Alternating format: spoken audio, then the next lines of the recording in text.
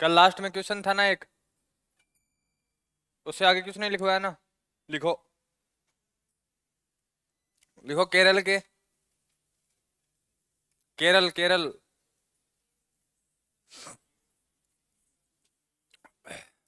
केरल के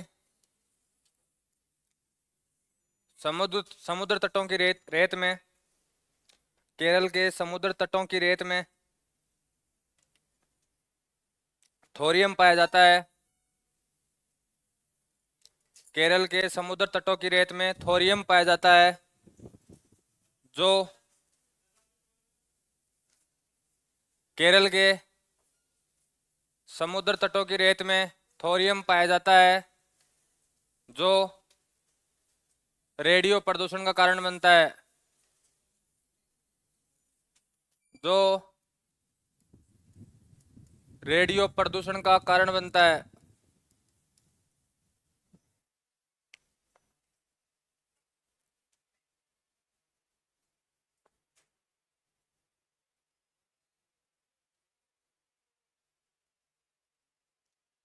अगला point, Chernobyl आपदा।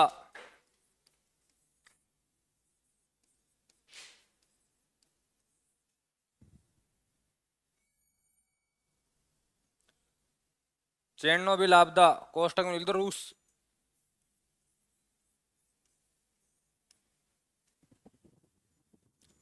वैसे रूस तो नहीं लिखना चाहिए, सोवियत संघ लिखना चाहिए कि रूस का विभाजन तो सोवियत संघ का विभाजन 1991 में था, ये आपदा 1986 में हुई थी वहां पे। हाँ लिखो, चेरनोबिल आपदा रेडियोधर्मी कचरे का उदाहरण है। चेरनोबिल आपदा रेडियोधर्मी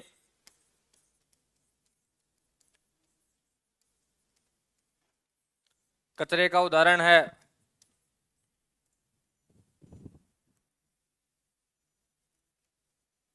ये नाम आपने अभी भी सुना होगा, जब यूक्रेन और रशिया वाला युद्ध चला था ना, उस टाइम पे एक रिएक्टर के ऊपर कब्जा किया जा रहा था। ठीक है, तो ये एक रिएक्टर है चेरनोबिल, जहाँ जगह का नाम है, वहाँ एक रिएक्टर स्थापित किया गया था। उसका जो रिएक्टर नंबर 4 वाली फेज है, उसमें बम धमाका होने की वजह से, किसकी वजह से कि जो बिजली उत्पादन होता था उसकी वजह से क्या इकट्ठा हो रहा था वहां पे, रेडियोधर्मी कचरा। यदि इसका निष्कासन सही तरीके से नहीं किया जाएगा तो वहां ये खतरा रहता है कि वहां आसपास के इलाकों में या तो विकिरणें फैल जाएंगी या किसी ऐसी आपदा आएगी जिससे व्यक्तियों को क्या होगा, रे नुकसान होगा। तो ये चेरनोबिल आपदा है, ये किसका कारण है, एक एग्जाम में आई हुई है एक बार ये आपके, ये किसका कारण है भाई, रेडियोधर्मी कचरे होते हैं उनके इकट्ठे होने की वजह हुई थी। हुई कब थी ये, 1986 में। कब हुई थी, 1986 में। अगला पॉइंट लिखो, थोरियम का अयस्क, थोरियम का अयस्क लिख दो, मोनाजाइट।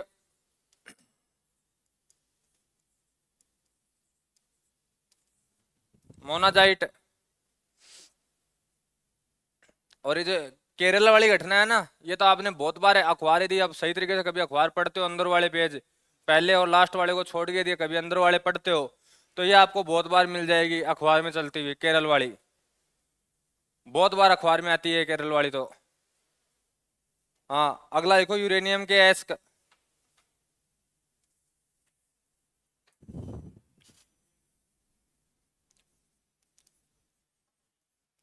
पहला पिंच ब्लेड और दूसरा कार्नोटाइड, कार्नोटाइट।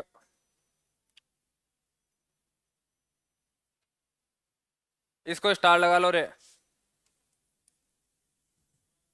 पिंच ब्लेड, यूरेनियम के एस्क, पिंच ब्लेड एंड कार्नोटाइट। इसको पिंच ब्लेड वालों को स्टार लगा लेना, ये आपके एग्जाम में आया हुआ है। क्वेश्चन था पिंच ब्लेड किसका अयस्क है। अगला पॉइंट लिखो, 2016 के बाद, 2016 के बाद यूरेनियम का सबसे अधिक उत्पादन 2016 के बाद यूरेनियम का सर्वाधिक उत्पादन कजाकिस्तान।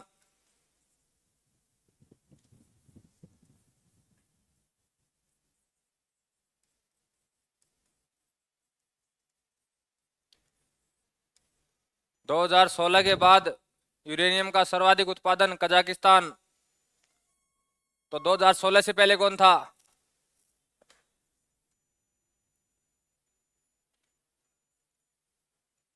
भारत तो कभी दूर दूर तक नहीं रहा।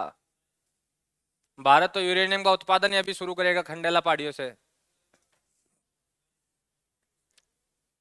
आपने संधियां नहीं पढ़ी रे? यूएन ट्रीटी की संधियां, परमाणु संधियां, जब आप 11 12th में यदि आर्ट रही है तो आपके एसीजी आई है पॉलिटिकल में, तब नहीं आया? या फिल्म में, या हॉलीवुड की कभी फिल्में नहीं देखते आप? देखते हो जिनमें इनमें जो परमाणु वाले कुछ ऐसे आती हैं, तो मिशन इम्पॉसिबल इनमें से ऐसे कुछ आती हैं, देखी कभी आपने? नहीं देखते? लेकिन तुम क्या वहां और कुछ देखते हो, काम की चीजें नहीं देखते ना, दिक्कत ये है। लिखो रे, 2016 से पहले यूरेनियम का सर्वाधिक उत्पादन, 2016 से पहले यूरेनियम का सर्वाधिक उत्पादन ऑस्ट्रेलिया।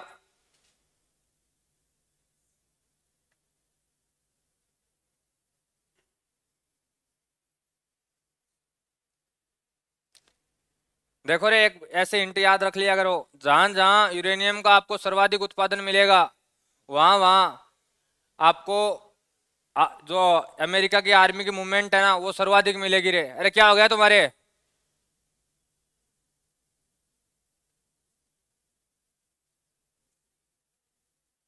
जहां जहां आपको यूरेनियम की खानें ज्यादा दिखेंगी, ठीक है, उसमें शर्त है कि वो देश शक्तिशाली नहीं होना चाहिए।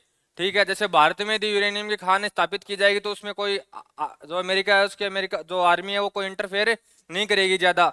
लेकिन जैसे इस वाले बेल्ट है, अफगानिस्तान वाले, कजाकिस्तान वाले, इस साइड क्या सरकारें कभी स्थायी तो रहती नहीं है। ठीक है, सरकारें स्थायी नहीं रहती, उसकी वजह से क्या होता है कि दूसरे देशों की आर्मियां वहां क्या हो जाती है रे, हावी हो जाती हैं।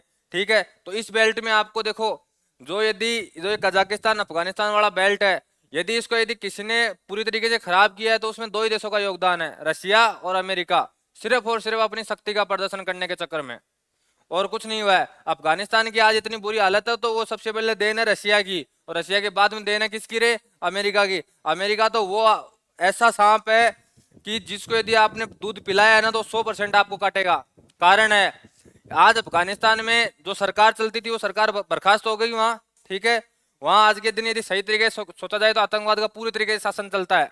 ठीक है, वो बात अलग है कि वो आतंकवाद वो जो एक चीज देखने को मिल रही है वो थोड़ी सी अलग है, थोड़ा सा अलग है वो, बाकी आतंकवाद से वो थोड़ा सा क्या है, अलग है। वो शिक्षा की तरफ भी ध्यान दे रहे हैं और चीजों में भी ध्यान दे रहे हैं। ठीक है, वो बात अलग है, लेकिन है तो वही एक संगठन, तो वही है ना वो जिसको आज आतंकवादी संगठन के रूप में जाना जाता है। ठीक है, तो अमेरिका यदि इस टाइम पे अपने हाथ पीछे नहीं खींचता तो शायद ये हालात दोबारा नहीं होते। अमेरिका ने बीच में छोड़ना ये सबसे बड़ा काम है। जैसे अभी बाइडेन है, ये बाइडेन की वजह से हुआ था, बाइडेन ने पीछे हाथ खींच लिए थे अपने। यदि ट्रंप चुनाव जीत गया तो आपको दोबारा अफगानिस्तान में आर्मी मूवमेंट दिख जाएगी, ये आप देख लेना चाहिए। यदि इस बार डोनाल्ड ट्रंप चुनाव जीत जाता है, ठीक है, तो आपको 100% एशिया महाद्वीप में दोबारा अमेरिका आर्मी की मूवमेंट दिखना चालू हो जाएंगे। ठीक है, अभी जैसे अपन ये सोचते हैं कि ये ईरान इजराइल वाला युद्ध चल रहा है, सीरिया साथ में शामिल है, ठीक है, एक दो संगठन और शामिल है, उस साइड में रूस और यूक्रेन वाला युद्ध चल रहा है, ये इतना खतरनाक मोनोपोली चल रही है कि सिर्फ और सिर्फ आपने यदि देखा हो तो यूरोप कंट्रियों का सबसे बड़ा बिजनेस कौन सा है रे? तेल, हथियार। यूरोप कंट्रियों का सबसे बड़ा बिजनेस है। यूरोप और अमेरिका महाद्वीप में जितनी भी कंट्रियां हैं उनमें सबसे बड़ा बिजनेस क्या है रे? हथियार। उनके हथियार बिकने चाहिए। अपने जैसे यहाँ दूसरे बिजनेस हैं बड़े, ठीक है, वहां सबसे बड़ा बिजनेस ही वहां की सरकारों का सबसे ज्यादा टैक्स हथियार से आता है। इसीलिए देखो, अपने देश में हथियार लेने के लिए आपको कितने से पापड़ बेलने पड़ते हैं, वो भी मिल जाए तब बहुत बड़ी बात है। एक लाइसेंसधारी हथियार लेने के लिए आपको यहाँ बहुत पापड़ बेलने पड़ेंगे। ठीक, वहां अमेरिका में और रशिया जैसे देशों में, रशिया में फिर भी कम है, अमेरिका में तो बहुत ज्यादा है, वहां आपको किराने की तरह दुकानों में बंदूकें टंगी हुई दिख जाएंगी। जो बंदूक पसंद आई, टैंक पसंद आया, टैंक ले जाओ, पैसा होना चाहिए आपके पास। आपको मिसाइल पसंद आई, मिसाइल ले जाओ, दुश्मनी की तरफ ऐसे तान दो, बोले ये ले, कल लड़ाई कर रहा था ना तू। हाँ, तो वहां तो ऐसी मूवमेंट है। इसी कारण आपने देखा होगा, आप अखबार पढ़ते हो कि आज अमेरिका में वहां चर्च में गोलियां चली, आज स्कूल में गोलियां चली, आज वो। क्योंकि होता क्या है, देखो रे, आदमी कभी ना कभी सनकी हो ही जाता है।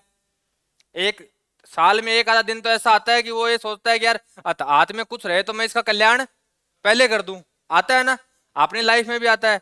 ठीक है, अपन बच क्यों जाते हैं? अपने इसलिए नहीं, अपन भी सारे अंदर 302 में काटे हैं, या वो 302 में काटे हैं। यदि अगला आधा टिका है, कोई टांग पूंछ टूट गई है, तो 307 में जाए। ठीक है, लेकिन अपन बच क्यों जाते हैं कि अपने पास उस टाइम पे कुछ होता नहीं है। यदि होता है जिसके हाथ में, तो वो देख लो लगभग 302 या 307 में काटते हैं। तो ये सबसे बड़ी बात है कि अमेरिका में, उस साइड वाले देशों में आर्मी सबसे बड़ी वहां हथियार है, हथियार सप्लाई है, तो उनकी इनकम टैक्स है ना, सर्वाधिक इनकम टैक्स उसी चीज से आता है उनका। इसलिए देखना, वो हमेशा इन चीजों को, युद्ध कभी रोकने की कवायद करते ही नहीं है। नहीं, ऐसा नहीं है कि अमेरिका और रूस चाहे और युद्ध ना रुके इस आज के दिन के विश्व में। ये सबसे बड़ी बात है। यदि वो ये दोनों ये कह देना कि तुम लोग एक गोली चला के दिखाओ, हम मिसाइल तैनात कर देंगे तुम्हारे ऊपर, तो सारे युद्ध एक सेकंड में रुक जाए। लेकिन कोई रोकना चाहता ही नहीं है। हाँ, लेकिन ये बात और है कि अपन यदि ऐसी कंडीशन चलती रही तो तृतीय युद्ध का सामना कर सकते हैं आने वाले दिनों में। हाँ, अगला पॉइंट लिखो रे, लिखना यूरेनियम प्राकृतिक रूप से,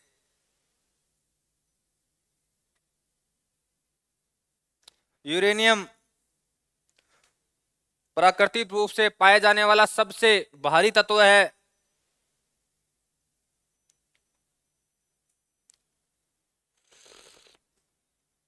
कोष्टक में लिखो अस्थायी, अनस्टेबल। यूरेनियम प्राकृतिक रूप से पाए जाने वाला सबसे भारी तत्व है। कोष्टक में लिख देना अस्थायी, अनस्टेबल। क्योंकि मैंने आपको स्थायी तत्व कौन सा लिखा के आया हूं, टंगस्टन, ओस्मियम। कौन सा लिखा के आया हूं, ओस्मियम। तो यदि डायरेक्ट ध्यान रखना रे, जब तक आपको क्वेश्चन में अगला अस्थायी शब्द का प्रयोग ना करे, तब तक आपका आंसर कौन सा रहेगा, सदैव की सदैव ओस्मियम ही रहेगा, कभी नहीं बदलेगा। हाँ, लेकिन अगले ने यह कह दिया कि प्रकृति में पाए जाने वाला सबसे अस्थायी तत्व कौन सा है। ठीक है, भारी अस्थायी तत्व कौन सा, तब आंसर क्या हो जाएगा आपका, यूरेनियम सबसे भारी, फिर ये हो जाएगा आपका। लेकिन ये अस्थायी है, क्योंकि अल्फा कण क्या करता रहेगा, क्षय करता रहेगा, डीके करता रहेगा, उसकी वजह से लास्ट में किसको प्राप्त कर लेगा, लेट गो। किसको प्राप्त कर लेगा लास्ट में, लेट गो। अगला पॉइंट लिखो,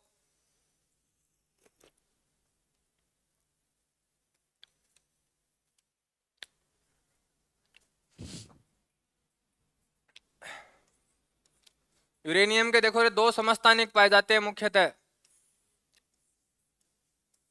एक तो 235 और दूसरा 238। दूसरा कौन सा पाया जाता है, अरे 238। अब देखो इन दोनों में फर्क क्या है, ये है ना, ये अधिक स्थायी है रे, ये क्या है, अधिक स्थायी है। अब यदि ये स्थायी है तो अपने काम का तो नहीं है। सिर्फ सबसे बड़ी बात तो यही है कि ये क्या है, स्थायी फॉर्म में अधिक पाया जाता है, तो ये अपने काम का नहीं है। अर्थात इसको अपन कहां काम में नहीं लेंगे रे, परमाणु भट्टी में उपयोग नहीं।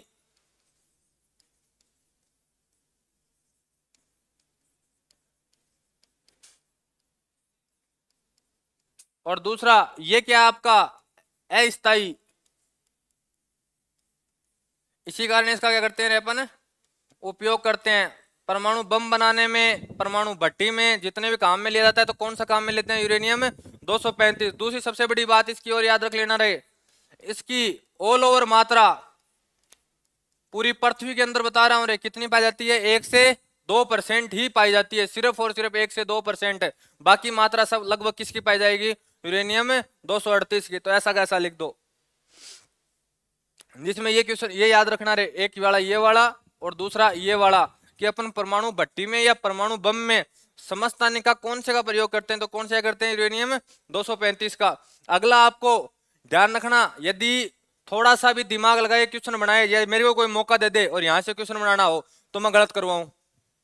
कैसे गलत करवाऊं, थ्योरी चेंज करके। कैसे कि यूरेनियम के मुख्यतः दो समस्थानिक पाए जाते हैं, जिसमें एक होता है यूरेनियम 235, दूसरा कौन सा होता है रे? यूरेनियम 238।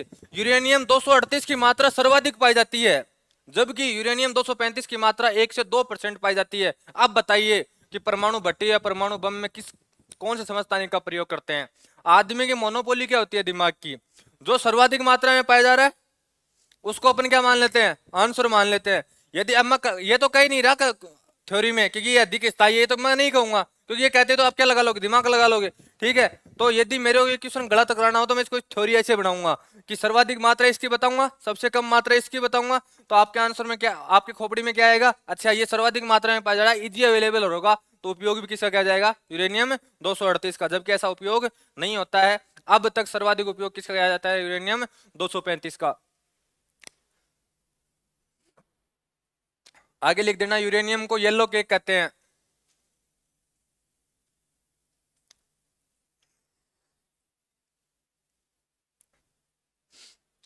जल्दी लिखो रे बोर्ड वाला। यूरेनियम को येलो केक, पीला केक कहते हैं।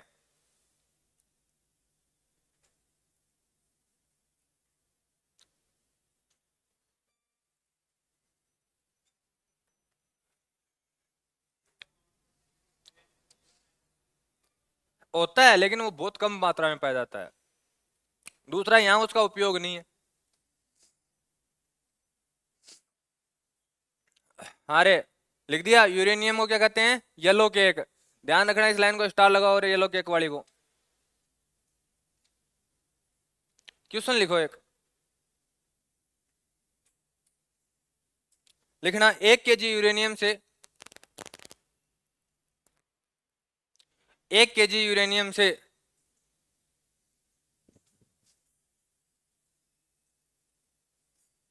कितने कोयले के बराबर ऊर्जा प्राप्त होती है?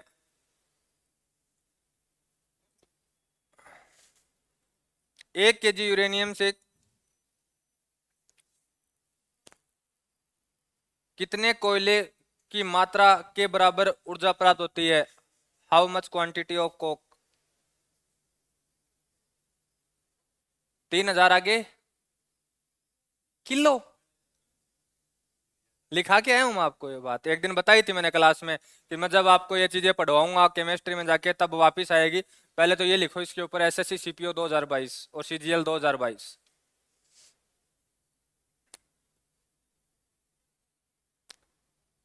आंसर लिख दो, 3000 टन कोयला। आंसर लिख देना रे, 3000। CPO 2022 and CGL 2022।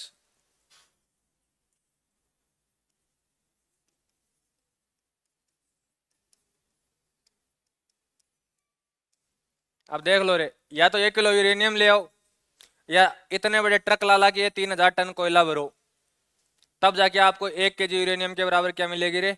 ऊर्जा मिलेगी। आप जिंदगी में अपना जितना बाइक में पेट्रोल यूज करते हैं, जितना पेट्रोल यूज करते हैं, ठीक है, उसको यदि अपन चाहें तो 1 ग्राम यूरेनियम से रिप्लेस कर सकते हैं।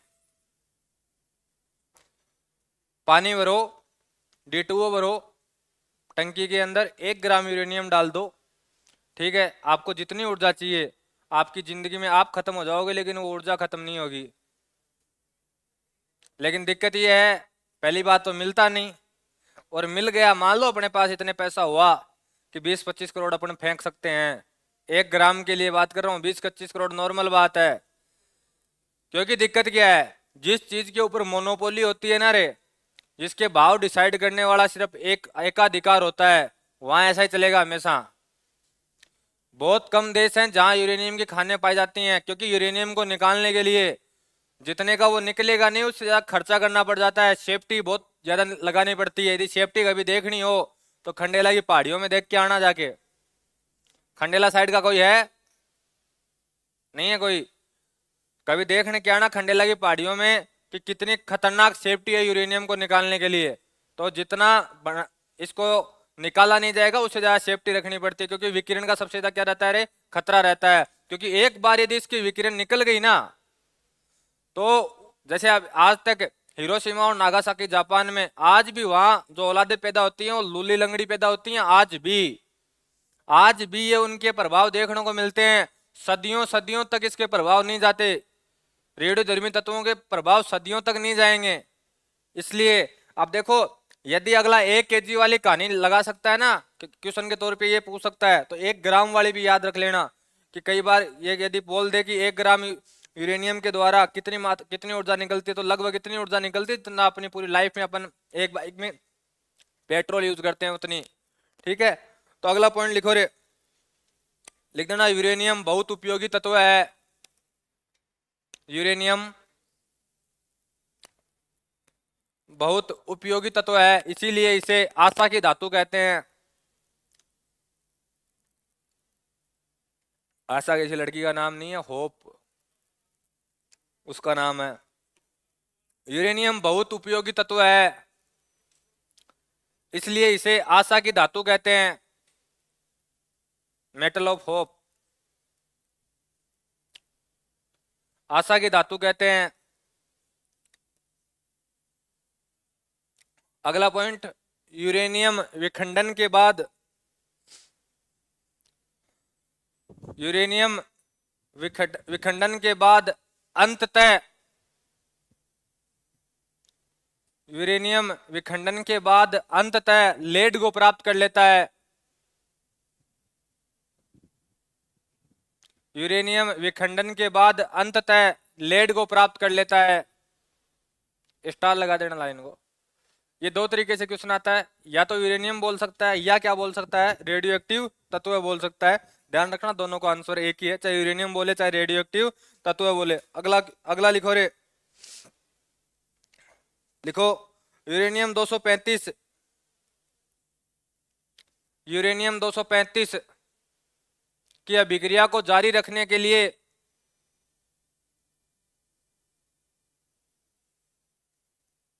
यूरेनियम 235 की अभिक्रिया को जारी रखने के लिए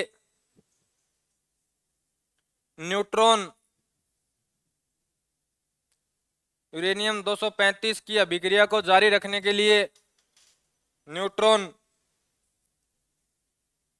न्यूट्रॉन की आवश्यकता अनिवार्य होती है, न्यूट्रॉन की आवश्यकता अनिवार्य होती है।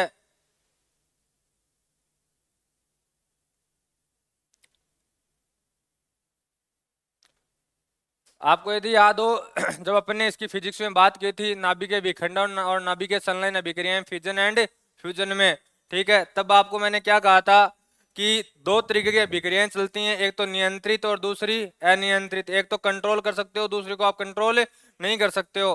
कंट्रोल वाली कौन सी है, अपनी परमाणु भट्टी वाली जितनी भी हो सारी की सारी क्या है रे, कंट्रोल है। किसके द्वारा कंट्रोल की जा रही है, न्यूट्रॉन की संख्या को आप नियंत्रित करते हो, और न्यूट्रॉन की संख्या को नियंत्रित करने के लिए कौन सी छड़ों का प्रयोग करते हैं रे, कैडमियम या बोरोन के छड़ों का क्या करते हैं अपन, प्रयोग करते हैं। ठीक है,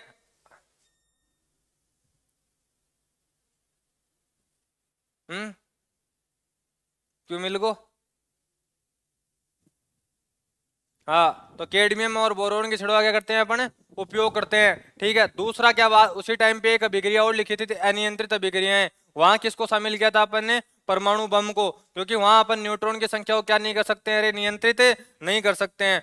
तो इस अभिक्रिया का सबसे बड़ा कंट्रोलर कौन है रे, न्यूट्रॉन। यदि आपको न्यूट्रॉन की संख्या को नियंत्रित कर लिया तो यह अभिक्रिया किस में कन्वर्ट हो जाएगी, नियंत्रित अभिक्रिया में। और यदि न्यूट्रॉन की संख्या को अपन कंट्रोल नहीं कर पाए तो ये किस में कन्वर्ट हो जाएगी आपके लिए, अनियंत्रित अभिक्रिया में। ठीक है, तो जब भी देखना रे, यदि कहीं भी लगभग आज तक इतिहास में जब भी यदि कोई परमाणु रिएक्टर पे धमाका हुआ है, यदि आज तक जब भी परमाणु रिएक्टर पे धमाका हुआ है, हाँ, एक कान में धमाका करना है क्या अपना,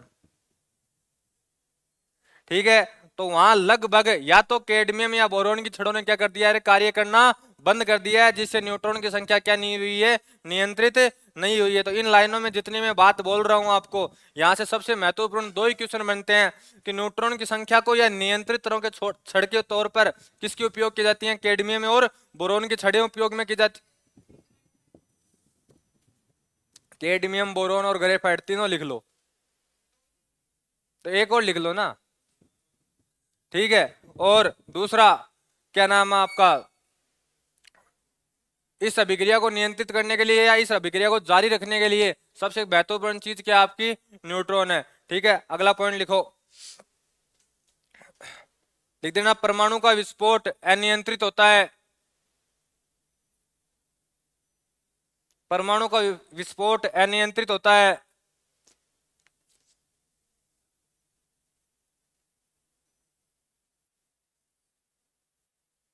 क्वेश्चन लिखो एक,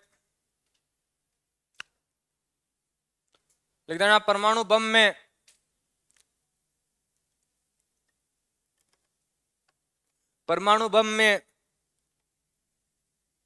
विस्फोट के कारण उत्पन्न ऊर्जा, परमाणु बम में विस्फोट के कारण उत्पन्न ऊर्जा किसका रूपांतरित रूप है? विस्फोट के कारण उत्पन्न ऊर्जा किसका रूपांतरित रूप है? आंसर लिख लो रे। आंसर क्या ऑप्शन लिखो? उष्मा, न्यूट्रॉन, द्रव्यमान,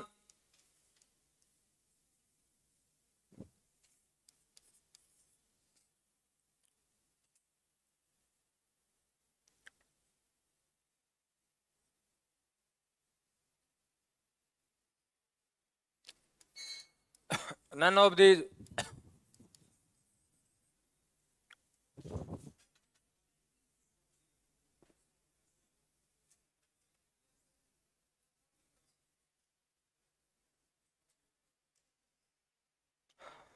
आंसर बताओ रे।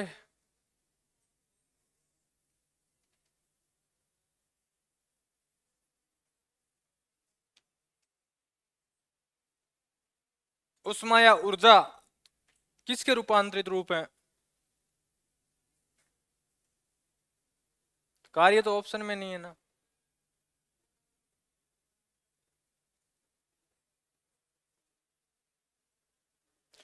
उष्मा या ऊर्जा उत्पन्न कैसे होती है?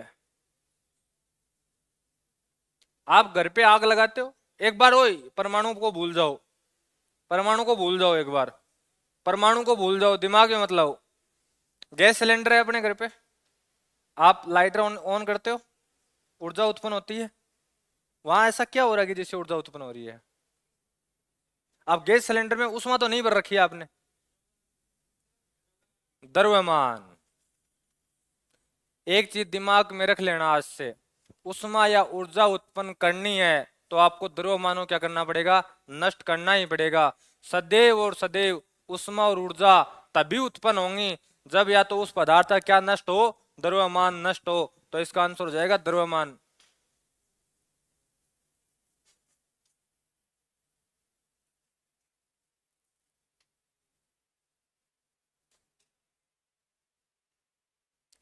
आगे लिखो रे, नोट लगाओ।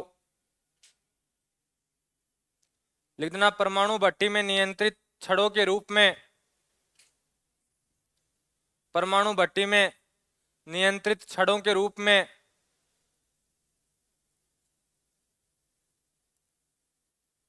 Cadmium, comma boron, comma graphite.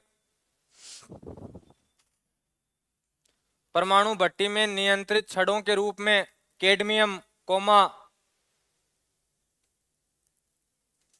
ले बोर्ड पे लिख दिया, उधर मत देख। कैडमियम, कोमा बोरोन या ग्रेफाइट की छड़ों का उपयोग किया जाता है, जो ग्रेफाइट की छड़ों का उपयोग किया जाता है जो अतिरिक्त न्यूट्रॉन को, जो अतिरिक्त न्यूट्रॉन को अवशोषित कर लेती हैं,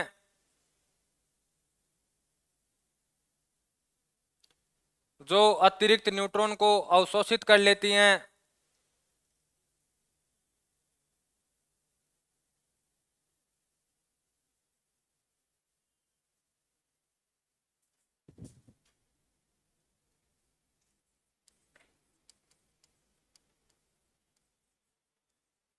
रेडियो धर्मिता देखो रे, एक तो है इसका शब्दकर्ता और एक है खोजकर्ता।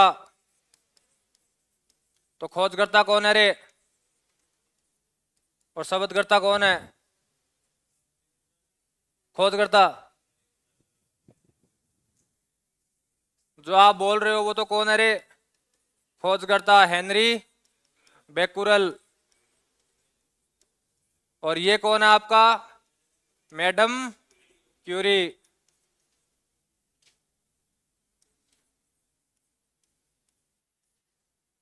Madam Curie.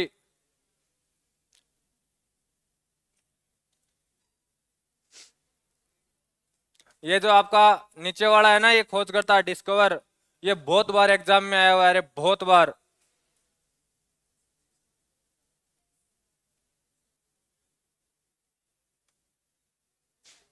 और इसी के नीचे एक पॉइंट और लिख दो, रेडियोधर्मी। ओए आवाज मत करो रे। अभी 5-7 मिनट में टॉपिक पूरा हो जाएगा, फिर आराम से कर लेना। रेडियोधर्मी तत्व है, रेडियम की खोज।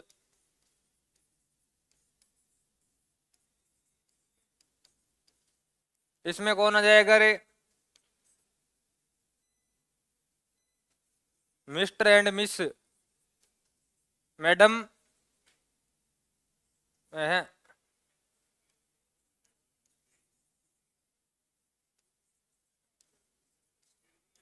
Mister and miss Curie.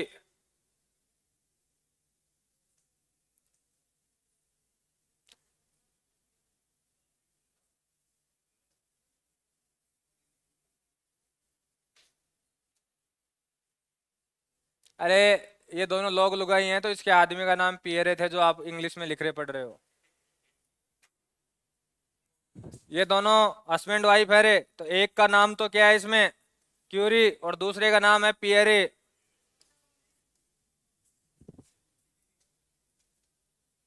लेकिन ये है ना, ये बहुत कम जगह लिखा हुआ मिलता है। अरे बंद कर उसको। ये बहुत कम जगह में मिलेगा आपको, ये हमेशा ये क्या मिलता है, ये लिखा हुआ मिलेगा।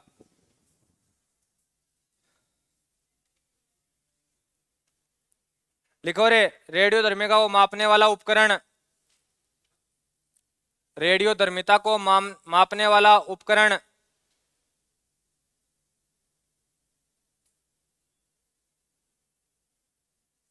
और इस लाइन को स्टार लगा देना रे, GM counter. GM counter, Hindi में बोलते हैं इसको गीगर मूलर माप, गीगर मूलर मेजरमेंट।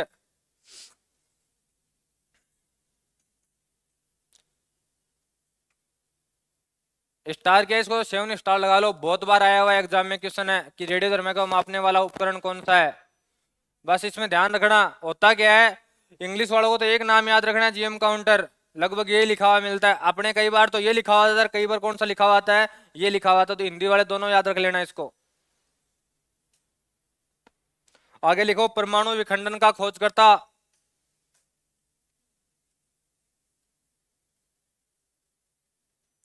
परमाणु विखंडन का खोजकर्ता ओटो हान व फ्रिटज। स्टार्ट्स मन है क्या?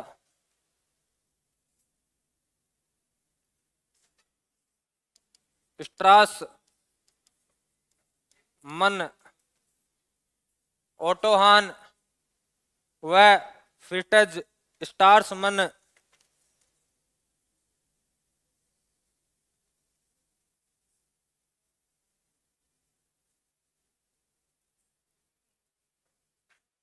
अगला लिखो, परमाणु बम का खोजकर्ता। परमाणु बम का खोजकर्ता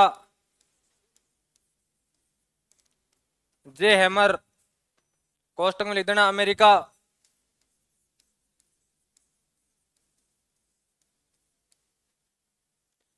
परमाणु बम का खोजकर्ता जे हैमर।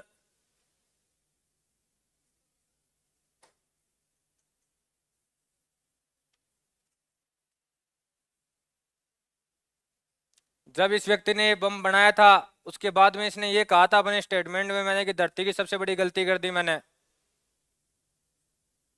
क्योंकि मैंने बनाया था पीस ऑफ साइलेंट, लेकिन ये बन गया पीस ऑफ वार का सिंबल बन गया था। दूसरा लिखो रे, वैसे ये पीस ऑफ साइलेंट ही है रे कायदे से देखा जाए तो। कैसे, कारण बता सकता हूं। दो देशों के लिए पीस ऑफ साइलेंट है, ओए दो देशों के लिए सिर्फ ये पीस ऑफ साइलेंट ही है। यदि पाकिस्तान ने अब तक परमाणु बम नहीं बनाया होता तो शायद पाकिस्तान नक्शे से मिटा दिया गया होता। अब तक वो सिर्फ और सिर्फ बचा हुआ इसीलिए है कि उनके पास क्या है रे, परमाणु बम है। ठीक है, और यदि इंडिया वालों ने नहीं बनाया होता तो इंडिया वाले निपट चुके होते। अब ये दोनों चुपचाप बैठे हैं ना, तो इन चुपचाप बैठने का कारण यही है कि इनके पास एक दूसरे के पास क्या है रे, एटम बम है, इसलिए ये चुपचाप बैठे हुए हैं। अन्यथा यदि किसी एक के पास नहीं रहता तो उसका नक्शे से मिटना क्या था रे, तय था। ठीक है, अगला लिखो, हाइड्रोजन बम का खोजकर्ता।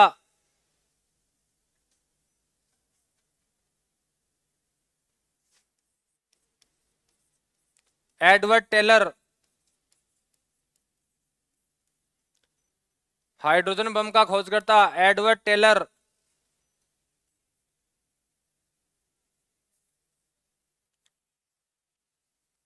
कोस्टम मृदुन अमेरिका।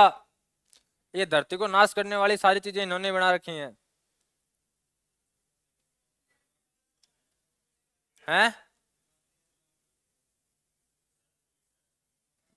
जादू की छड़।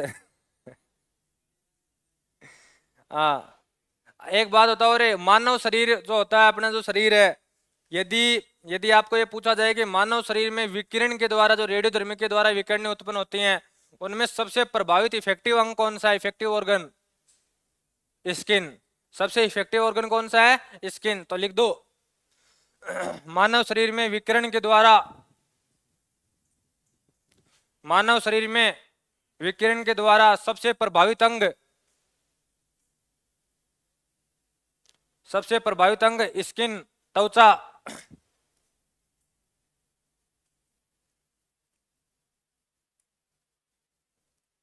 हाँ, त्वचा का एक क्वेश्चन और एक पॉइंट और बता दो आप, एक पॉइंट और बताओ त्वचा का। बायोलॉजी पढ़ी है ना? हम्म, तो तू बोल दे, सही बोल रही है। मैं बोल रहा हूँ सही बोल रही है। हाँ,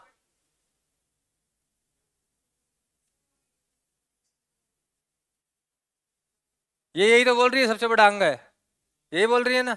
हाँ, ध्यान रखना ने, शरीर का सबसे बड़ा अंग है त्वचा, ये भी ध्यान रख लेना। यदि किसी के दिमाग में यकृत व्यकृत होना तो उसको दिमाग से निकाल फेंकना। सबसे बड़ा ऑर्गन है शरीर का ये, स्किन। लिखो अगला पॉइंट, लिखो, विखंडन के द्वारा, विखंडन के द्वारा सबसे हानिकारक विकिरणें पैदा होती हैं। विखंडन के द्वारा सबसे हानिकारक विकिरणें पैदा होती हैं।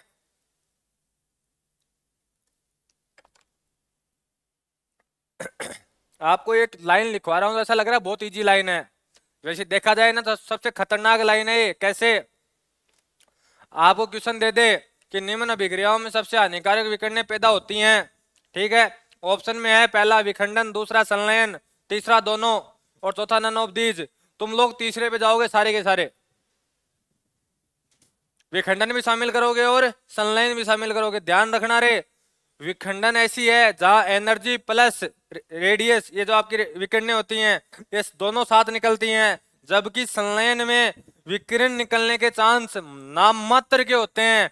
सर्वाधिक क्या निकलती है वहां? एनर्जी निकलती है। तो ये चीज ध्यान रख लेना, अभी पहले ही बता रहा हूं आपको। यदि ऐसा होता कि संलयन के द्वारा सर्वाधिक विकिरणें निकलती तो पृथ्वी के ऊपर साथ में विकिरणें भी आती सूर्य के द्वारा, जो पृथ्वी पर नहीं आती हैं। ठीक है, अल्फा और बीटा, और मैंने आपको कभी नहीं पढ़ाया ना कि यहाँ, मैंने आपको क्या पढ़ाया गया, तो दृश्य लाइट आती है, विजिबल लाइट आती है, या कौन सी आती है? अल्ट्रा वायलेट आती है। इसके अलावा कोई सी विकिरण नहीं आती ना पृथ्वी के ऊपर, क्योंकि वहां ये अल्फा बीटा और गामा उत्पन्न ही नहीं होती हैं। यदि ये उत्पन्न होती तो फिर यहाँ धरती का कोई नक्शा भी क्या होता, कुछ अलग ही होता। तो ये चीज ध्यान रख लेना, संलयन में ये विकिरणें उत्पन्न बहुत रेयर केस में होती हैं। ठीक है, सर्वाधिक विकिरणें कहाँ उत्पन्न होती हैं? विखंडन में ही उत्पन्न होती हैं। अगला पॉइंट लिखो, नाभिकीय विखंडन के स्रोत।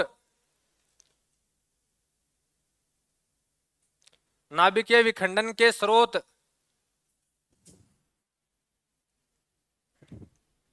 बताओ रे। नाभिकीय विखंडन के स्रोत 10 बार तो लिख के आ गए, फिर भी दिमाग में क्यों नहीं आते रे? परमाणु बम और भट्टी। नाभिकीय विखंडन के स्रोत,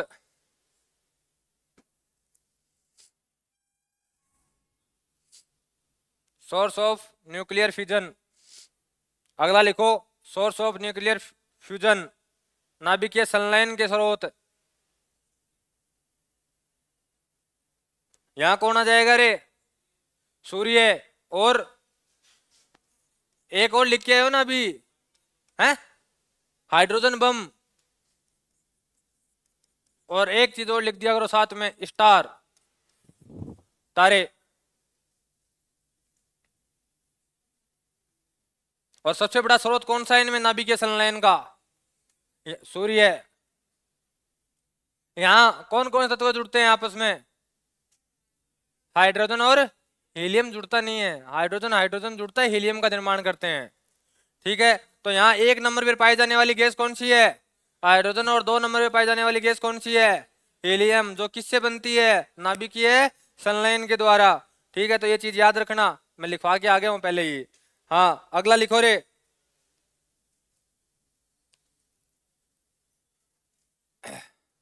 कोलेप्स, जैसे कोई न्यूक्लियस है वो कोलेप्स हो रहा है, कोलेप्स का समझ के खत्म हो रहा है, उसका मेन कारण कौन सा है इनमें से?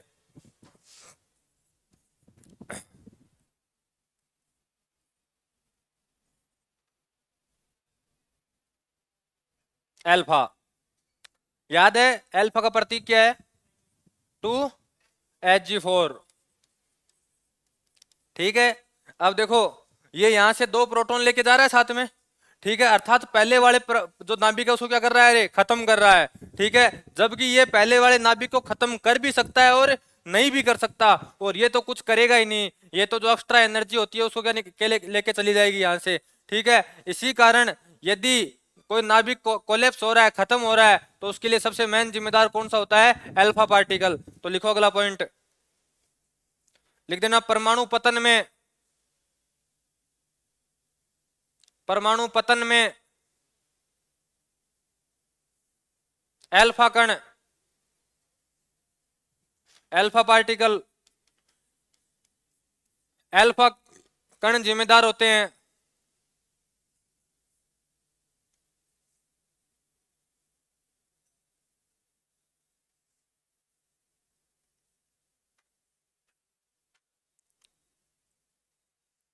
अगला लिखो, शीतलक के रूप में।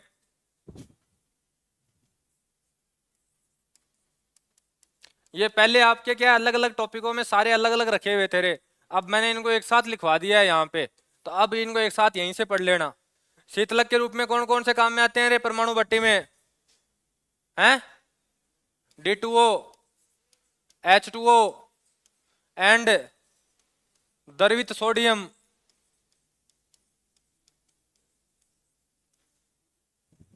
लिख दो। ग्रेफाइट कब से शीतलक के तौर पे काम में आने लग गया? एक बात तो नहीं, एक बात, कोई कॉन्सेप्ट क्लियर किया करो, मैं बताऊं कैसे। आपको शीतलक काम में लेना है, शीतलक के लिए परमाणु भट्टी के चारों ओर उसको क्या क्या करना पड़ेगा? घूमना पड़ेगा। अब कोई चीज लिक्विड फॉर्म में होगी तभी तो घूम सकती है, घूमे ही कब रे? जब वो लिक्विड फॉर्म में हो। क्योंकि मान लो कोई जल है, उसने एनर्जी ग्रहण की, वो गर्म हो गया, गर्म होके वो वहां से अपना स्थान क्या कर लेगा? बदल लेगा, पीछे से वापस कौन सा जल आ जाएगा? ठंडा जल आ जाएगा। अब एक बात हो, आप ग्रेफाइट को घुमाओगे कैसे? घूमेगी नहीं ना, द्रवित अवस्था में पाई नहीं जाती, तो ग्रेफाइट कभी भी यहाँ काम में नहीं ली जाएगी। ग्रेफाइट, कैडमियम और बोरोन, ये सारी की सारी छड़े कहाँ काम में ली जाती हैं? नियंत्रक, कंट्रोलर के तौर पे काम में ली जाती हैं। ठीक है, यहाँ सबसे मुख्यतः कौन काम में लिया जाता है रे? D2O। ठीक है, यदि ये प्रेजेंस में नहीं है फिर कौन लेंगे? H2O। ठीक है, और उसके बाद में किसको प्रयोग में लेते हैं रे? द्रवित सोडियम को। अगला लिखो, मंदक के रूप में।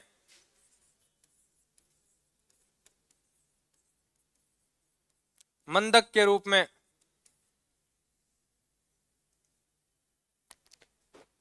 मंदक के रूप में कौन से काम में लेते हैं? हीलियम। मीडियम, बेरियम, ये कब से आने लग गया? पहला 1 नंबर पे D2O, 2 नंबर पे ग्रेफाइट, 2 नंबर पे कौन आएगा? ग्रेफाइट। ग्रेफाइट की छड़ें मंदक के तौर पे भी काम में ली जाती हैं रे।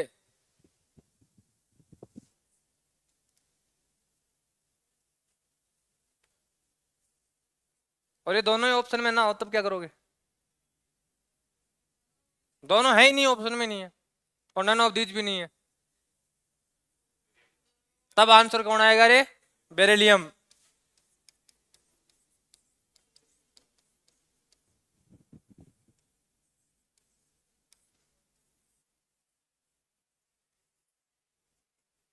अब देखो, जैसे लिखवा रहा हूं वैसे इनकी नंबरिंग है रे। 1, 2, 3। सबसे पहले अवेलेबल इजीली कौन होता है? D2O। ठीक है, क्योंकि D2O 2 काम कर लेता है, दोनों के तौर पे काम में लेते हैं। दूसरे नंबर पे किसको काम में लेते हैं? ग्रेफाइट को। और तीसरे नंबर पे कौन आता है? बेरिलियम। ठीक है, अगला लिखो।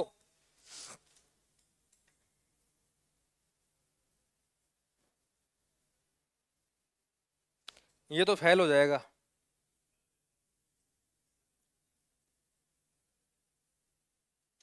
100% फेल हो जाएगा। एक लाइन है वो 100% फेल होगी। हाँ लिखो रे, लिखो सबसे हल्का तत्व है,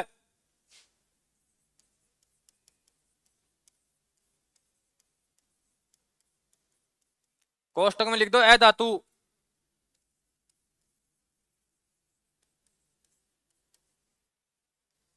कौन है रे? सबसे हल्का तत्व है ए धातु।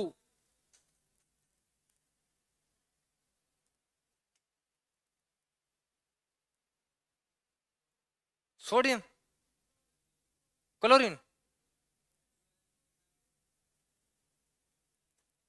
ए धातु कौन से ब्लॉक में पाए जाते हैं पहले तो ये बताओ?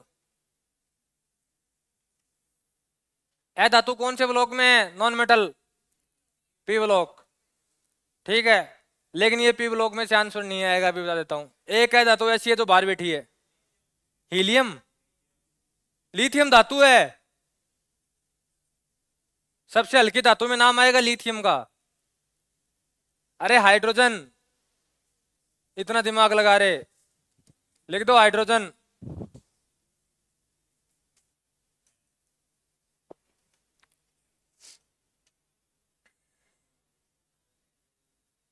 आगे देखो, सबसे हल्की धातु, सबसे हल्की धातु लिथियम। सोडियम है सबसे इजी, जल्दी से चाकू से काटे जाने वाली। सबसे हल्की धातु लिथियम।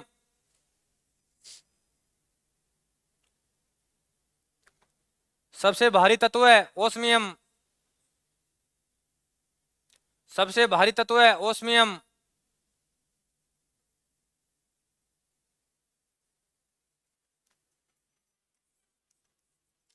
द्रव्य धातु और द्रव्य अधातु,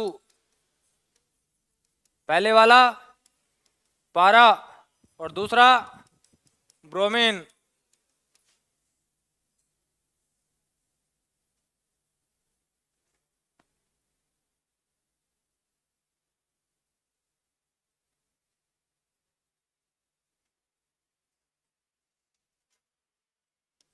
अगला लिखो, सबसे अच्छा सुचालक।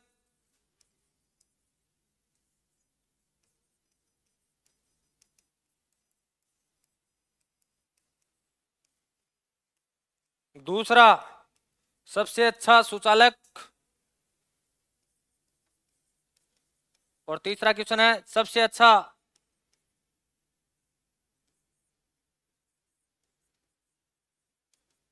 अधात्विक सुचालक।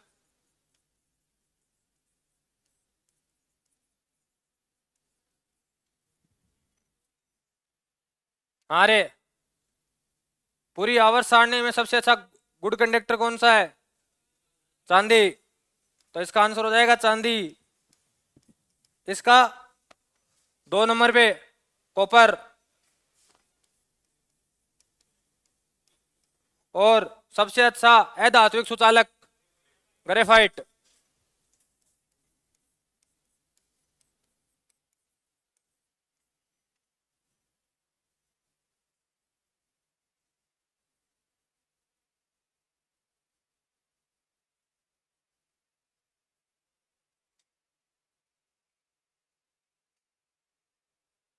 अगला लिखो सबसे अधिक तन्य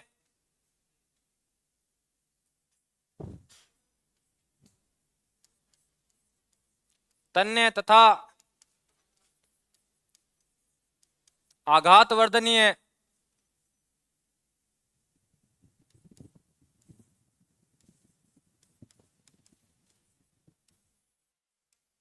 सबसे अधिक तन्य व आघात वर्धनीय सोना।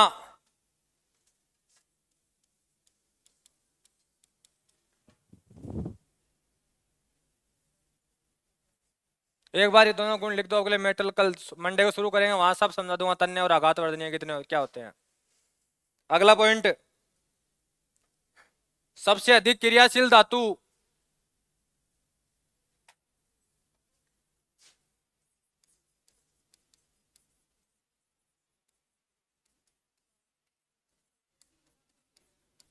सबसे अधिक क्रियाशील धातु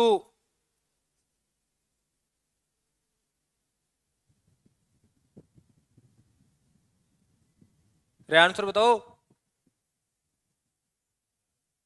कार्बन। क्रियाशील का अर्थ समझ रहे हो, सबसे अधिक का।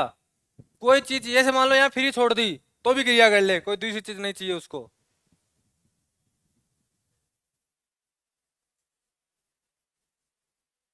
यानी आपको उसको अभिक्रिया करवाने की जरूरत ही नहीं है, आप उसको फ्री छोड़ दो वो अभिक्रिया कर लेगी खुद ही।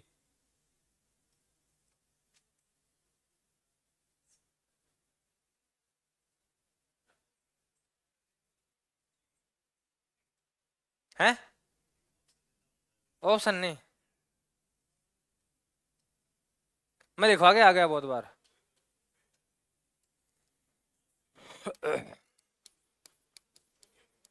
सोडियम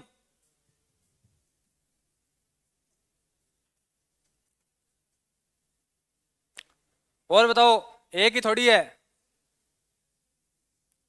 सोडियम पोटेशियम सीजियम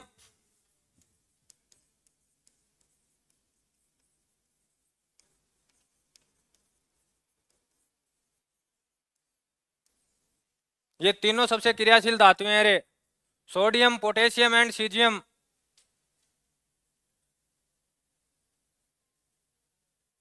और सोडियम और पोटेशियम की एक कंडीशन और भी है। अरे वो तो चाकू से काट सकते हैं इनको अपन, ठीक है, तो आगे लिख दो, चाकू से काटी जाने वाली धातु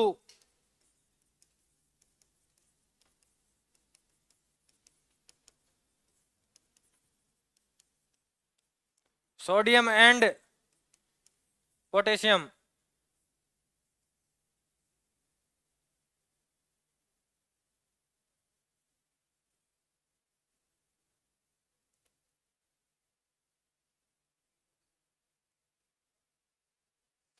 अगला लिखो रे, सबसे अधिक क्रियाशील अधातु। अब आएगा फ्लोरीन, फ्लोरीन।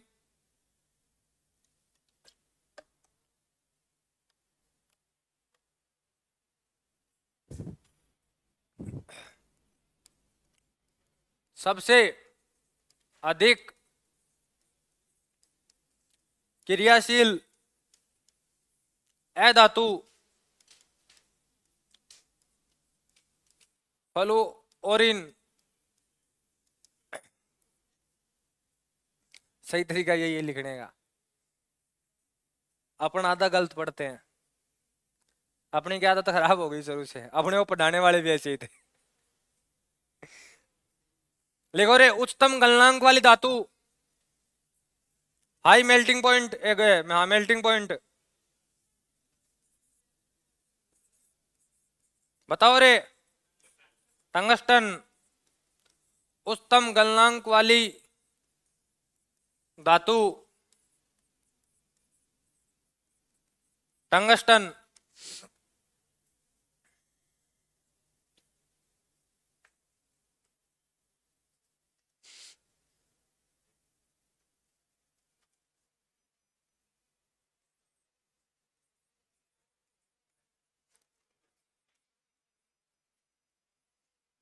उच्चतम आयनन विभव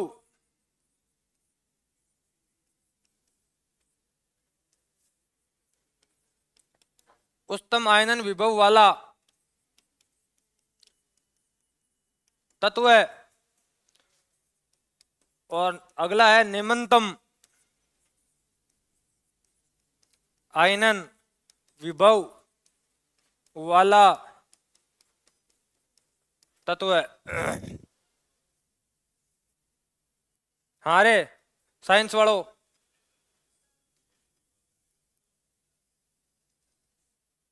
कौन क्या बोला? आयनन विभव।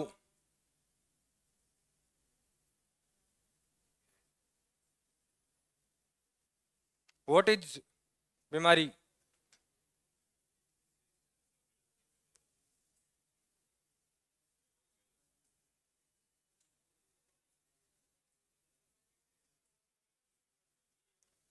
What is this? You know, please tell मी।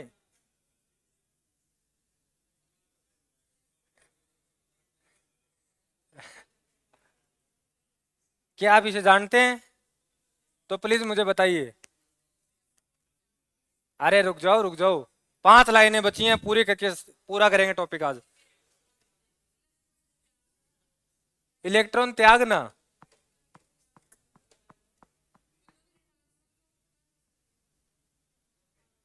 ना, आयनन विभव।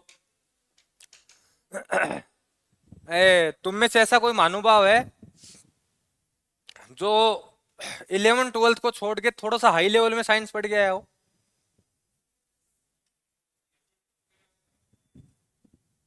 जैसे मैं बताऊं, हिंट बताऊं आपको, यदि आप ऐसे साइंस पढ़ गए हो तब तो दिमाग लगाना, अन्यथा मत लगाना।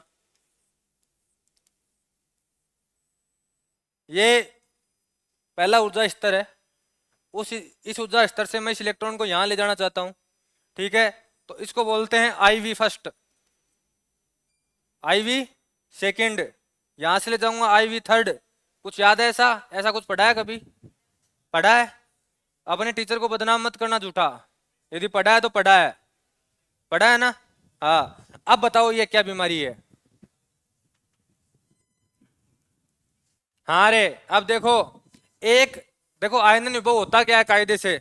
आप यदि एक इलेक्ट्रॉन का ऊर्जा स्तर बदलना चाहते हो, या तो ऊर्जा स्तर बदलना चाहते हो या इलेक्ट्रॉन को बाहर निकालना चाहते हो, तो उच्चतम आयनन विभव का अर्थ ये हो गया कि सबसे ज्यादा जोर जिसमें आपको आए वो कौन सा है, और जिसमें सबसे कम जोर आए वो कौन सा है। अब जोर का अर्थ क्या हुआ? खींच के तो निकालना नहीं है, यहाँ क्या करेंगे? ऊर्जा देनी पड़ेगी।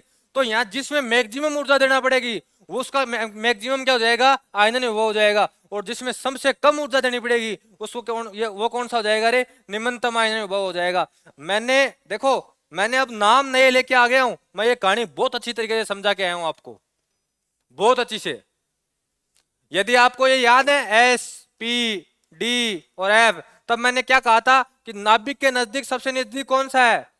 एस, उसके बाद पी, उसके बाद डी और उसके बाद एफ। अब यदि आपको ये याद हो कि देखो पहले कौन आता है? 1s, बाद में कौन आता है? 2s, फिर 2p, फिर 3s, फिर 3p, फिर 4s, फिर 3d। अब यदि आप ऐसे गणना करोगे तो लास्ट में आपको वापस कौन मिलेगा रे? एस ही मिलेगा, क्योंकि एफ और डी है तो सबके बीच में आ जाएंगे, ठीक है? अब आपको ऐसा तत्व ढूंढना है दोनों में, अभी बता देता हूँ, हिंट दे रहा हूँ, दोनों में ऐसे तत्व ढूंढो जिनके अंतिम इलेक्ट्रॉन एस में प्रवेश करते हो, जिसमें पहले का एस सर्वाधिक नजदीक होने चाहिए नाभिक के, और इसमें उसका एस सर्वाधिक दूर होना चाहिए नाभिक से। पहले वाले का आंसर हीलियम। चलो ओके, आपका राइट है पहले वाले का हीलियम। दूसरे का बता दो, सीजियम, क्योंकि लास्ट का एस सबसे दूर किसका आता है? लास्ट में सीजियम का, तो यहां आंसर हो जाएगा सीजियम। अब भूल मत जाना रे, बहुत बार एग्जाम में आए हुए इन 2 लाइनों के लिए, इसलिए मैंने इतनी माथापच्ची की है। देखो एक बात हूं, अब मैं इनके लिए इतनी माथापच्ची की क्यों है, ये कहानियां क्यों समझाई हैं? इधर देख ले पीछे वाले। हाँ, क्योंकि मैंने कल परसों जब सीडीएस वाला पेपर देखा था, उसमें ये आयनन विभव का क्वेश्चन बताऊं कैसे था। उसने क्या किया कि एस ब्लॉक को पकड़ा पूरे को, पहले वाले को, ठीक है, और पकड़ के हाइड्रोजन को तो खा गया, और हाइड्रोजन की जगह किसको लेके आ गया, हीलियम को लेके आ गया, और बाकी सारा का सारा उन्होंने ऐसा ऐसा का ऐसा लिख दिया, और अब बोला बोलो इसका अवरोही क्रम लिखो। समझ रहे हो उसने क्या किया कि अपन वैसे क्या लिखते हैं, हेलिना की रब से फरियाद, एफ आ रहा था कि नीचे, ठीक है यहां तक अपने यहीं तक छोड़ो, ठीक है। ये इसको तो खा गया यहां वाले को, तो इसकी जगह तो उसने क्या लिख दिया, हीलियम। अब उसको ये कह दिया उसका कि आयनन विभव है ना जो इनका, उसको किस क्रम में लिखना आपको, अवरोही क्रम में। अवरोही, अब देखो कईयों को ये दिक्कत हो जाती है, अवरोही और आरोही,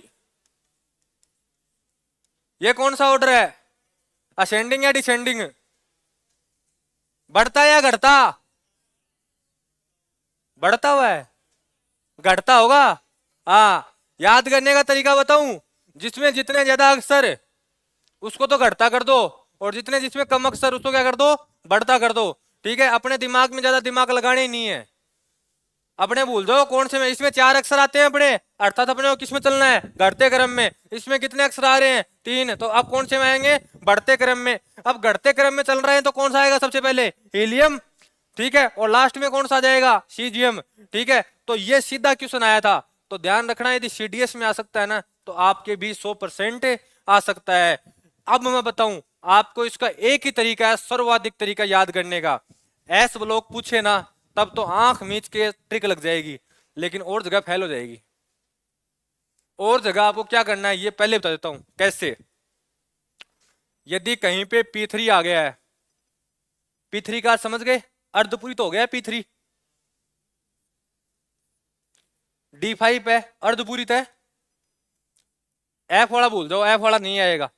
ठीक है, यदि 5 तत्व दिए गए हैं आपको डी ब्लॉक के, 5 तत्वों में आपको यदि ये पता हो कि एक का भी कौन सा है, अर्धपूरित है या पूर्ण पूरित है, उसको एक कदम आगे उठा के ले आना, एक कदम सिर्फ और सिर्फ।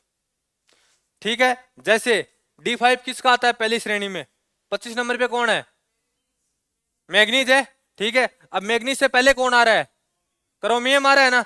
यदि आपको मान लो पहले वाले सारे के सारे ऐसे कैसे दे दे, ये ऐसी से चालू करे और 25 तक ऐसे बोल दिया, आप बोलो इनके आयन विभव लिखो, तो आपको क्या करना है कि मैग्नीज को उठाए किससे पहले टिका देना है, क्रोमियम से पहले टिका देना है, और क्रोमियम को क्या कर देना है, लास्ट कर देना है। बस इतना ही ध्यान रखना है, और कुछ ध्यान नहीं रखना। इसके अलावा आपका आयन विभव कैसा भी क्वेश्चन आ जाए वो आपका यहाँ सही होगा। ठीक है, तो अब तक जो आयन विभव के क्वेश्चन आ रहे थे, जितने पैटर्न के आगे हैं वो मैंने सारे बता दिए हैं। अगली लाइन लिखो,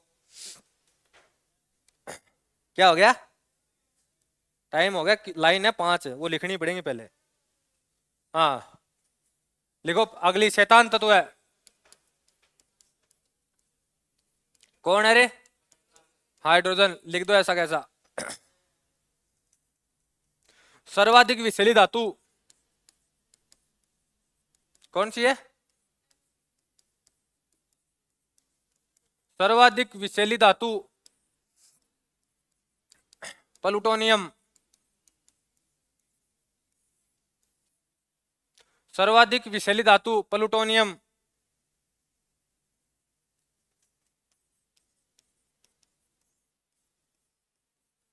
सबसे प्रबल ऑक्सीकारक और सबसे प्रबल अपचायक। हमारे प्रबल ऑक्सीकारक,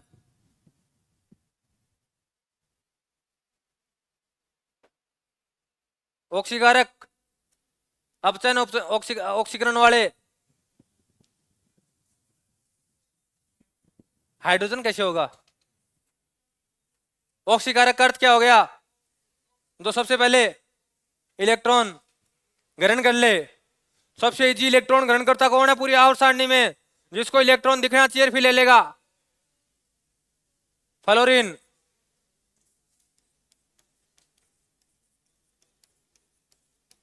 और इसमें कौन आ जाएगा रे, लिथियम। सबसे प्रबल ऑक्सीकारक, ये लाइन ध्यान रखना रे, ये बहुत बार एग्जाम में आई हुई है, सबसे प्रबल ऑक्सीकारक वाली। और लास्ट लाइन लिख दो, उच्चतम इलेक्ट्रॉन बंधुता वाला तत्व है, उच्चतम इलेक्ट्रॉन बंधुता वाला तत्व है जो सबसे पहले इलेक्ट्रॉनों क्या कर देगा, त्याग देगा। कौन? अरे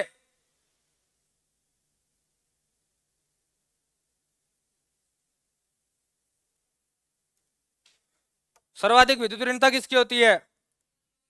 उसी की बहन है दूसरी, क्लोरीन। सर्वाधिक इलेक्ट्रॉन बंधुता होती है इसकी। ये देखो ये टॉपिक हो गया कंप्लीट। अब कल एक क्वेश्चन दिया था, पहले वो बताओ। ग्रुप में एक क्वेश्चन डाला था, पहले तो कोई महानुभाव ऐसा जिसने ग्रुप ज्वाइन नहीं कर रखा हो? रे है कोई धरती का ऐसा महानुभाव जिसने ग्रुप ज्वाइन नहीं कर रखा हो अब तक? नहीं कर रखा? हाँ रे, क्या नाम है? वीएस पाठशाला ये गया कुछ ऐसा ही ढूंढ लेना अब टेलीग्राम पे और कहीं में ढूंढना। हाँ रे, इधर देखो पहले, ओए क्वेश्चन देखो। और ये क्वेश्चन जब मैंने रात को ढूंढा ना तो आपके एसएससी में और आया मिल गया, जो मैंने कल आपको ग्रुप में भेजा था।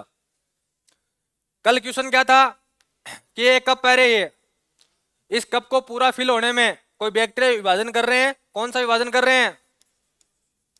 समसूत्री। समसूत्री और अर्धसूत्री में कोई फर्क बताएगा? माइटोसिस एंड मियोसिस, कोई फर्क बताएगा दोनों में? गुणसूत्रों को छोड़ के।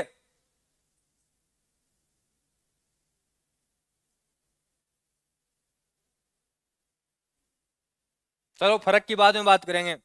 ये कप को भरने में एक बैक्टीरिया कितना टाइम लेता है? रे 60 मिनट। कितने टाइम लेता है? 60 मिनट। क्वेश्चन ये है कि इस बैक्टीरिया को ये कप जब आधा भरे तब कितना समय लेगा?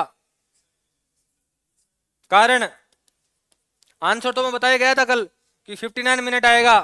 क्यों आएगा 59 मिनट? बात यह है, एक बार में कितनी कोशिकाएं बनती हैं? 2। कितनी बनेंगी रे? 2।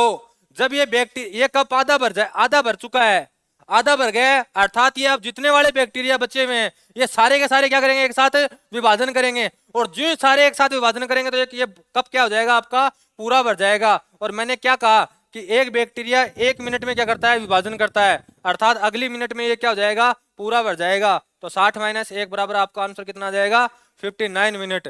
रटना नहीं है। अब बताओ रे, समसूत्री और अर्धसूत्री का फर्क। अब तो दिमाग लगा लो, अभी तो मैं इसमें बोल के आया हूं। जो आप सबसे मेन फर्क है वो तो आपको पता है, यहां क्रोमोसोम की संख्या क्या होती है रे? सेम। समसूत्री में क्रोमोसोम की संख्या गुणसूत्र की संख्या सदैव क्या रहती है? समान। यहां गुणसूत्र की संख्या क्या हो जाएगी? हाफ। सूत्री का अर्थ क्या होता है? गुणसूत्री होता है, इसका सूत्र का अर्थ होता है जो अर्ध यानी आधा, तो गुणसूत्र क्या हो गए? आधा। इसके अलावा जो सबसे मेन इनका कारण है, यहां बनने वाली संख्या कोशिकाओं की संख्या 2 और यहां बनने वाली कोशिकाओं की संख्या 4 होती है। पूरे शरीर में यह विभाजन कहां होता है? यह विभाजन कहां होता है?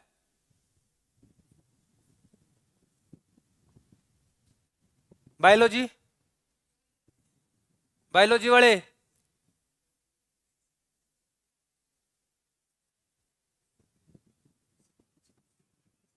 ये विभाजन कहां होता है? माइटोसिस एंड मियोसिस कहां होता है? डूब मरो चुल्लू भर पानी लेके। चुल्लू भर भी ज्यादा तुम्हारे लिए। तो वो ढक्कन नहीं आता? कौन सा ढक्कन रे? अपन वो ड्यू पीते हैं ना, ड्यू, कांच वाली ड्यू, कांच वाली उसका वो आता है, ऊपर वाली केप आती है, ठीक है, जिसको वो ऐसे ओपनर से खोलता है, ठीक है, बियर वियर के ऊपर भी आती है ना? तुम जो सुनना चाह रहे हो मैं बोल देता हूँ, ठीक है? उसमें पानी डालो, उसमें डूब मरो।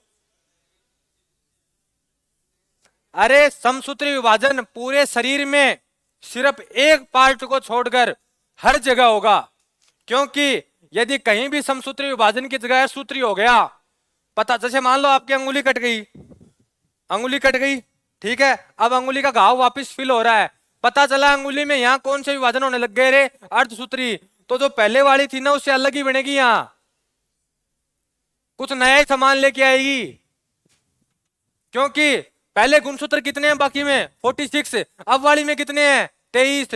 ये शरीर शरीर में दो जगह बनते हैं, एक तो जहां स्पर्म फॉर्मेशन होता है और एक जहां आपके अंडाणु का फॉर्मेशन होता है। ठीक है, केवल अंडाशय एंड शुक्राशय दोनों में बनते हैं, इसके अलावा कहीं नहीं होगा सूत्र विभाजन। जहां गुणसूत्रों की संख्या क्या करनी होती है रे, आधी करनी होती है। इसके अलावा पूरे शरीर में ऐसी कोई कोशिका नहीं है जहां विभाजन कौन सा हो जाए, अर्धसूत्री हो जाए। सिर्फ और सिर्फ कौन सा विभाजन होगा रे, समसूत्री विभाजन होगा। ठीक है, इसकी कितनी अवस्थाएं होती हैं विभाजन की?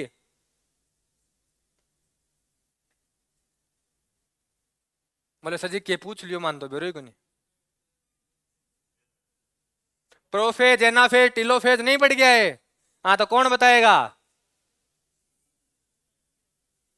Prophase, metaphase, anaphase and telophase, ये चार अवस्थाएं होती हैं किसी भी विभाजन की।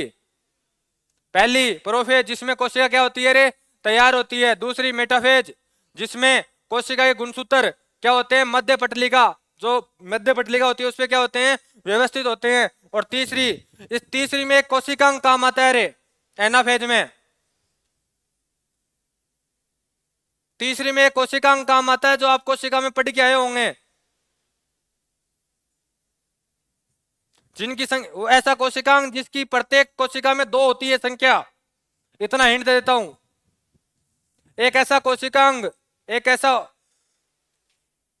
कोशिकांग जिसकी संख्या प्रत्येक कोशिका में दो होती है।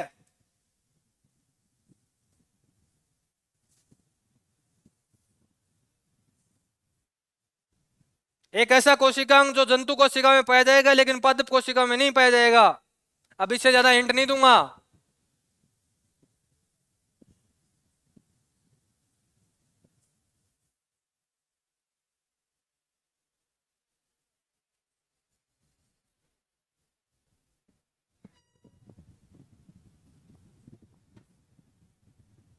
तारक का सेंट्रियोल केवल कहां पाया जाता है रे, जंतु कोशिका में, जिसकी संख्याएं कितनी होती हैं, दो। एक कोशिका जब विभाजन करती है तो एक यहाँ व्यवस्थित, दूसरा यहाँ व्यवस्थित। और ये जो गुणसूत्र होते हैं ये मध्य पटलिका पे कैसे हो जाते हैं रे, ऐसे व्यवस्थित हो जाते हैं। और ये किसका निर्माण करेंगे, तर्कुतंतु फिलामेंट का निर्माण करेंगे, जिससे इन गुणसूत्रों को बराबर भागों से क्या किया जा सके रे, काटा जा सके। नहीं पढ़ा ऐसा तो क्यों बायोलॉजी पढ़ी रे फिर? 11 12 में नहीं पढ़ाया ऐसा क्या?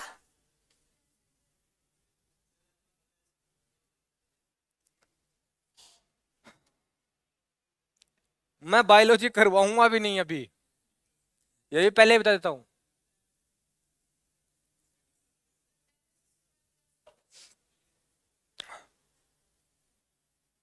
केमिस्ट्री के बाद में विचार विमर्श कर रहा हूं, सोच रहा हूं क्या शुरू करूं। 3 सब्जेक्ट हैं, तीनों में से कोई ना कोई एक शुरू होगा।